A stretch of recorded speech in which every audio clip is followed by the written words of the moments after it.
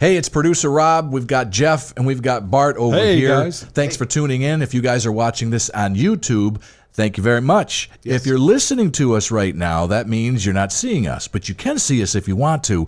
Just go to Jeep Beach Official on YouTube, and you'll be able to find out everything that we've done in the past, most of them anyway. That's a scary thought. Videos. Yeah. And if you are watching this and you want the audio portion of it, all your favorite podcast platforms will cover that. Yes. So, ready for the show? Ready. You ready? Yes, we're ready. Thanks for tuning in. Here we go.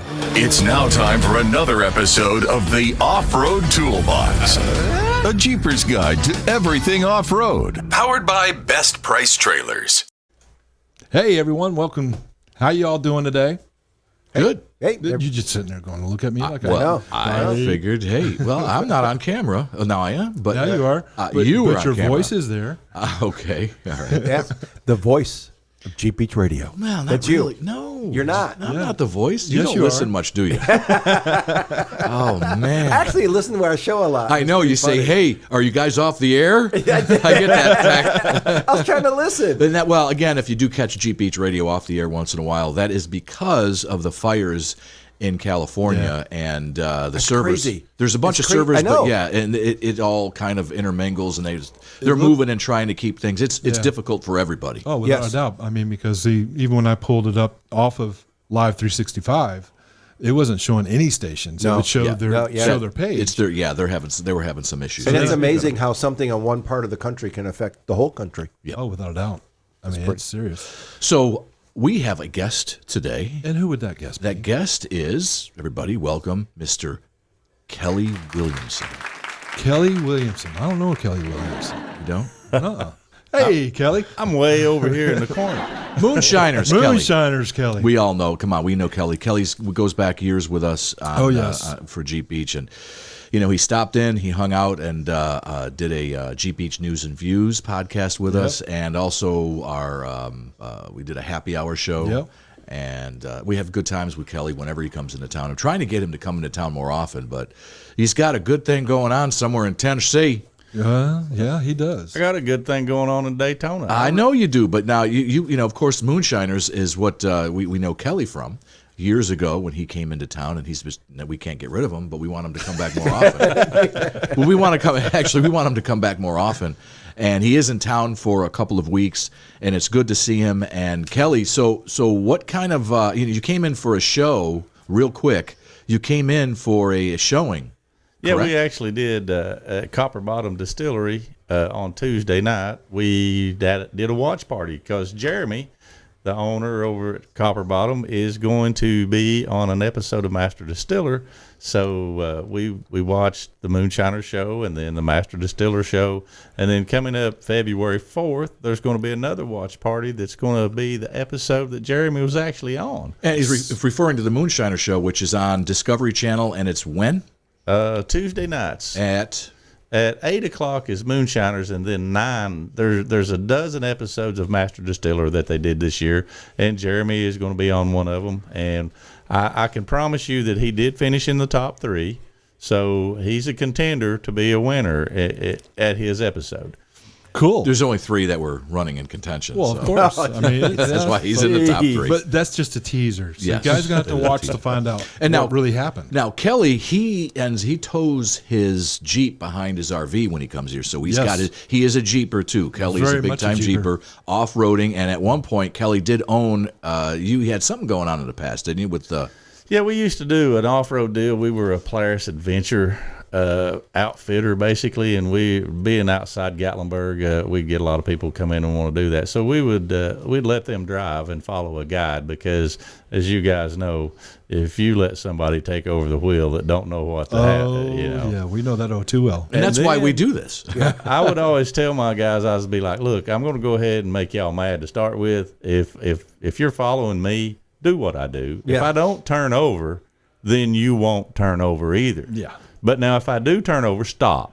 Yes. Don't do what I do. Yes. Don't follow the lead And there. that's exactly what you would do when you're going on a Right. trail ride. You watch the person in front of you and see what line they're taking, Yep. what happens when they take that line, and assess that. You're not normally you're not going to be bumper to bumper with anybody. Oh, you're going to without a give doubt. them a little bit of a pad, correct, Bart? I would hope they would, you know, but it's with people. Yeah. Oh, you never know. I mean, and we'd have, and the most amazing thing we would have happen with the side by sides was we got a few open areas you'd come out to, and when they turned theirs over, they were.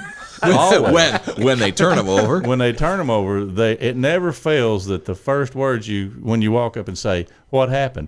I don't know. I was just following the guide. Really, I don't see the 2/3 of a donut that the guide did. and the tracks go right to where you got scared and let out of it. Yep. And then it got all the traction. And then she goes over on her side. And then we would have people on a downhill, you know, and downhills are kind of tough, especially on those things because the rear brakes are locked up and sliding because they're light in the back. And, and they're, I mean, they are designed for off-road, but they're not designed for people that don't understand. So we would tell people, look, stay in the ruts if you're coming downhill and it's sliding. Yep. Right. So, Kelly, we do a segment a little bit later on called the tool of the day, and as you might guess, the tool is the the goofball of the day that does something that probably not necessarily a goofball all the time, but a lot of times they are. So I imagine, Kelly, you'd probably had a lot of tools that went off roading with you at that time. Yeah, we had, you know, and it was always the person that pulled up and explained to you what all they knew. Oh, Yeah. We get that on our trail rides even. Yeah. And they always know more than the guide about the situation. And it was crazy. We would get a lot of people out of Miami through Christmas. And, you know, they four-wheel in Miami all the time, just like you do in the mountains. No, they don't. No, they don't. Right. There's no mountains in Miami. That's swamp out there. That's They do mudding, if that at all. Oh, it's not even mudding. It's like they're going down a path that's nothing but water, and they hit the marsh, and that's it. Yeah, and where we're at, it's rocks and sticks and clay. banks and ruts and all the stuff that goes along with that. And then, I mean, you know, the worst thing to do with one of the side-by-sides or anything four-wheel drive is to try to steer it out of a rut while it's sliding. No, just let it go. Yep. Front wheels will get traction and the back wheels will be scooting in the rut, and you'll just turn yourself right over. Yep. Well, even like Bart teaches, whenever we go over to a Hard Rock that's over in Ocala, he'll put us up on the big hill and let us come down. Don't touch the brakes. No brakes. Four-wheel drive, low, first gear, and no let the motor brake. do it. And just when you come over, it has that one little surge, and then it's like slow motion all the way down the hill. And you don't need your brakes, but I don't know. Does that do engine braking on your side-by-sides or no? You know, the Polaris, they did not unless you gave them a little throttle. Okay. So they had to keep the belt engaged to do that. Okay. So, but I learned exactly what you're saying. When I was a kid, the craziest thing I've ever seen is we hauled hay with trailers on hills. Yep. And there was this one hill going back to the barn that they would always stop and put the tractor in a lower gear and hold it wide open. Because otherwise the weight would start making the tractor ball hoot. Okay. And Ball backspin the wheels. What's ball hoot? Ball hoot means it's getting out of control. It's ball hoot. That's southern. I like that. Ball hoot. That's cool. All right. Yeah, it's ball hoot. Yeah, remember, you got a Yankee over here, so you start. You get that going. I have to stop and ask. Well, he knew. Yeah. Who did? Because the trailer's going to push you all the way to the trailer. I've never heard the term. I've never heard the term ball hoot. Well, the way he was describing it is the trailer's going to push you. That's and it's going to be a hoot going down the hill. and one rear wheel is going to be spinning backwards, and the other one's just going to be sliding. Yep. But and that's no control whatsoever. I had a buddy with me one time. We was pulling a load of hay actually with a Blazer that I had, a full-size K5 Blazer, and the trailer back there, everything was even distributed, no extra tongue weight, but just because of the way the hay was. Yeah. Right. And we're running probably 65 down the highway because we had slowed down on a hill that we were going down, because momentum is always your friend uphill and your enemy downhill. Yes. So we'd slowed down at the top of this hill, and he was he didn't understand all this stuff. And, of course, by the time we get to the bottom, we're running 65, 70. He says, man, why are you going so fast? I said, I'm trying to outrun that damn trailer. Yeah. Okay. Well, that's even traveling on the highways now. I mean, I've been up through the mountains going up the coast, and they got the breakdown coming on the backside of it because, hence, some of these people don't know how to drive. Yeah. They're pulling a trailer behind them, and all of a sudden it's getting away from them. Yep. Yeah. Wow. So Kelly, you have a Rubicon. Yep. And what year is yours? 2020, and I mean, I've got mine lifted. It's got 40s on it and re-geared and everything. And you know, everybody calls it a mall crawler, but I'll put it right out here now. And I told these guys, because I helped build the course here at Jeep Beach with these guys, and we were doing some stuff, and it's like, well, test it with your Jeep. So I pull up on a spot, and I spin a little bit, and I just back off it, and it's like, well, hit it harder. And I'm like, I did not come from Tennessee in the rocks to Daytona to break an axle. Yes. When I know better. Thank you. See, now that's an intelligent off-road driver. Yes. Well, and we've talked about that in the past too. People are spinning tires when they shouldn't be. Yeah, I mean, and the way we had that designed, it was a bounce deal. Yeah. So when you bounce up, if you don't continue forward bouncing, you're going to bounce back. And at some point in time, there's got to be a weak link. When you're traveling with 40s, you got to have a weak link, and it's going to be the axle, hopefully. Wow. So now, okay, real quick, one more question I've got for him. I know, Jeff, you've got probably some more for him, but okay. it's okay. The one I have is you're off-roading because you're in the mountains.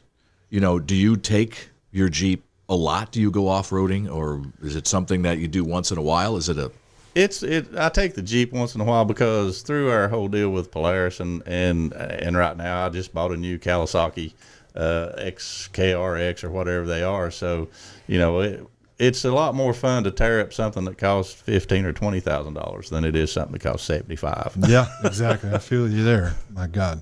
I just don't tear. I can't afford either one, so I just don't tear anything up. So have you gone on any excursions with your Jeep or at any point in time? Oh yeah. It's my Jeep is a fun thing because it does look like a mall crawler and See, I don't see that. I mean, anything that's got 40s on it.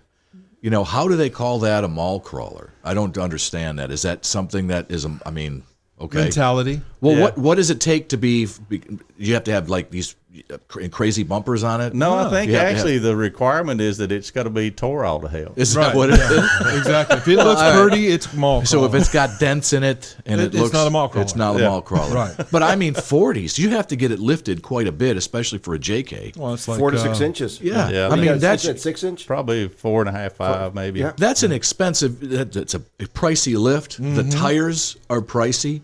Yes. Now, how they call that a mall crawler, I don't get that. I don't get that at all. That's just like JT.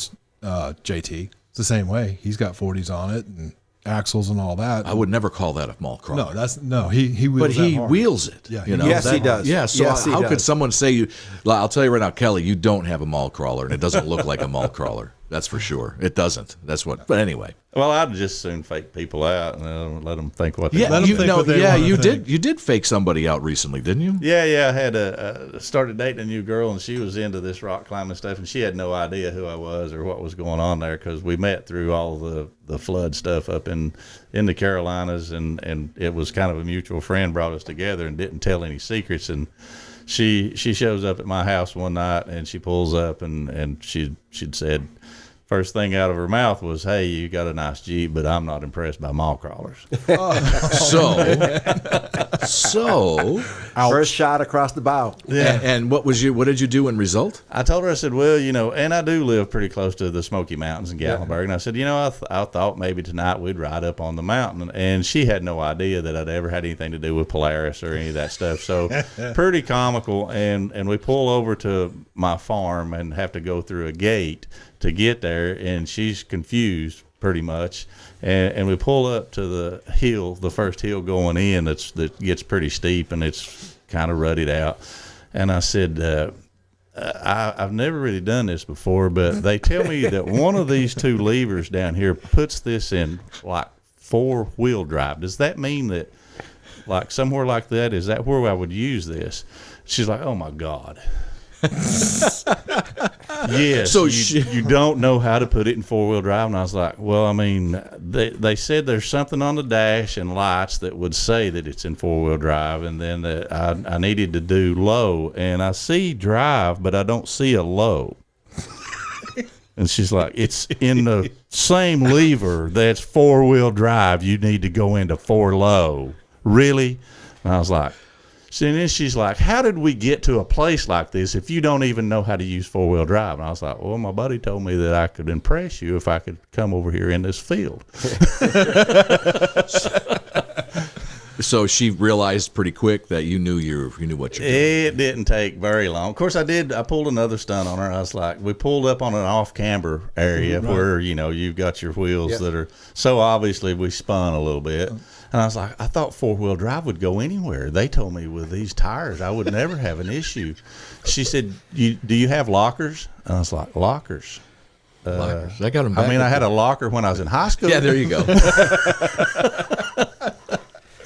So we fiddled with the buttons, and of course we locked it. And when we went on up through there, she was like, "You're really pulling my leg. You've done this before, right?" And I was like, a little bit. A little bit. You only grew up around that. So hey, you said you met during the cleanup, recovery, and everything in the Carolinas after the hurricane. Yeah. Can you share with us a little bit about that experience, and maybe even relate to the fact that I know that there were a lot of off-roading vehicles there that helped out to get people in and out, get utilities in and out, food in and out.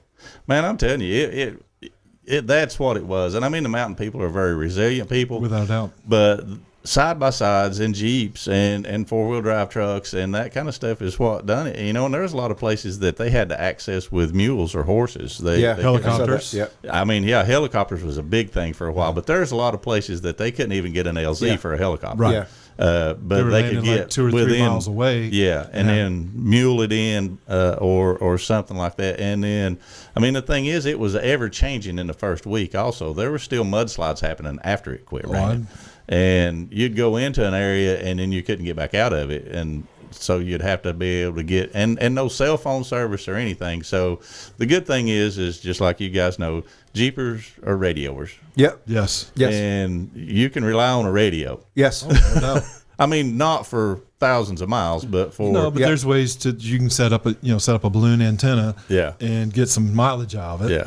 But yeah, I mean, radios and Satellite stuff too. If you got there's some satellite stuff that you could use. Well, the new thing is Starlink now. That's the roam. yeah. Those are people that's one of my stories where there are no cell phone, nothing else, and the guy goes, "Oh, I got a Starlink, the roam one." Right. Set it up, and he goes, "Well, I got comms now," and I was able to solve problems. Yeah, that's the thing. The whole Starlink thing was a big thing. Our congresswoman there in Tennessee, she was with us, and our state representatives, they actually, I don't know if it was Musk or someone out of national, somebody donated a dozen. Elon Musk did. He donated. Elon Musk was the spearhead. He spearheads all that stuff. He gave out a whole bunch because our local Corey Mills was up there, and he was hand delivering Starlinks so people could have comms. And that's the thing. I mean, you went from, and the thing is, people don't understand this either. You got Verizon, you got AT&T, Yes. you got T-Mobile, you got whatever it is. Well, in our area, and I'm assuming that it's that way around the country, just like we was talking about something affecting this California, area. yeah. So there's an AT&T hardware building. Okay. And it got damaged by the flood, taken out pretty much. Mm-hmm. So that's where the fiber optic, because everybody thinks all this stuff is just traveling cell tower to cell tower. No, And it's don't. not. It hits the ground somewhere, and it needs fiber optic to get it somewhere else. Yes. So that building got took out. So there was towers 50 miles away from anything that had to do with the floods that were down because of that fiber optic being out right where it was. So you don't know what you can bank on until you lose everything. Yes. Wow. Again, it gets back to ham radio, VHF radios, HF radios, and then again Starlink. Smoke signals. InReach. Drones. Drones. Anybody have drones? But you're not signaling with a drone. No, you can at least see how far you are, what's going on. He's back to that He's again. back to the See, drone. now, Kelly, you don't know. We talked about drones. I think it was last week. Yeah. I think it was the last episode. Last Maybe episode. but we talked about things you need when you go overlanding, and I mentioned I had everything covered, and I mentioned drones, and that was something that kind of took Bart, who's old school. He looked at me and goes, "What?" I'm like, well, why not? If you get lost in the woods, you get a drone, you shoot it, you fly your drone, you can see, okay, here's where I'm going if you get lost, right? but you got to know how to operate a drone. And That's you something new. You couldn't rely on satellite view on your cell phone No. because it didn't exist. Didn't exist, yeah. And the angles, because you're in the mountains. Because Yeah. if you're not at the right angle and the satellite's not right in the right spot, you're not getting it. Right. Yeah, you get a shaded view of a lot of stuff Yes. that's there. And I've got an opinion, and it's a little comical, but you need a spare tire. Yes. Okay. And the ability to change that tire, whatever Agreed. that looks like to you. Yes. I mean, you can improvise. Sometimes you might not have a jack, and you can pull up on a rock and get the other wheel off the ground or whatever you need That's to do. dangerous, but it is something that It'll can be work. done. Well, he's talking about cross axle. Yes. So if you get cross axle and the vehicle stable, the other the wheel you want is up Right. in the air. Yeah, and the other three are on the ground On the ground, somewhere. yep. So, and you make sure your lug nuts are broke loose before you leave a wheel hanging in there. Correct. Yeah. No. Yeah. Before you jack it up. Before you jack it up, loosen Anything. everything. Yeah. Loosen everything. Yeah. So you need, my opinion would be toe strap, tires, jacks, and whatever you use as a lug wrench, and never leave home without a blanket and a jar. That's right. A blanket in a jar. A whoopee. Oh, a whoopee. No, That's what you the call it. jar is for going to the bathroom. No. No. What? I was going to say what? You get the woods. The You're- jar the is woods. for the jar is It's for for- what you drink before you lay down under the blanket. To keep you warm. Well, now again, what he's got is you're a master. Well, tell him about what you do.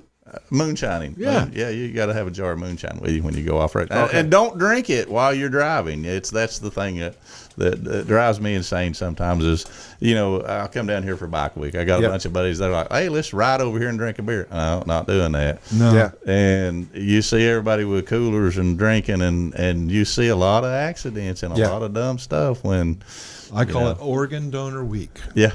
Oh, yeah, that's true. Yeah. And then the same thing off-roading, everybody's like, oh, let's throw a cooler full of beer in the back and drink and ride in the mountains. It'll be fun. Right up until somebody's turned over in a ditch. Yeah. Or hurt. No. Yeah. Yep. No. Just leave the alcohol at home. Yeah. Drink it when you get home. Sitting Yeah. around the bonfire. And telling the stories about what you did today. Exactly. Exactly. So, Bart, do you have a tool of the day for this or nah? Hey, you see that idiot? What the hell are you doing? What are you doing? What you think you're doing, you stupid idiot? It's the Off-Road Toolbox Tool of the Day. Are you some kind of moron? Oh, it will go right in line with what we're just talking about. We'll do the Starlink one. Okay. There was a couple in California that were interesting. They were going to go to their mountain cabin, and there was snow, and so they go out to their car. They have a flat tire. Oh, crap. So again, they plug it, have an air compressor. They plug it, they get it going. They still have a spare, so they plug their tire, but that set them back. And then while they're going through the mountain pass, traffic was stopped. And when traffic stopped and you have no oncoming cars, that means the road's blocked. So, and they waited there for like an hour, nothing cleared up. And they're the ones that went out and go like, well, in the back of the vehicle, I've got my Starlink Roam. So he took it out, put it on top of his vehicle, and then was able to find out that it was a jackknife trailer and it was going to be 4 to 5 hours minimum. Whoa. Before Wow. anything was before the road was going to be open, and between the snow and the jackknife trailer.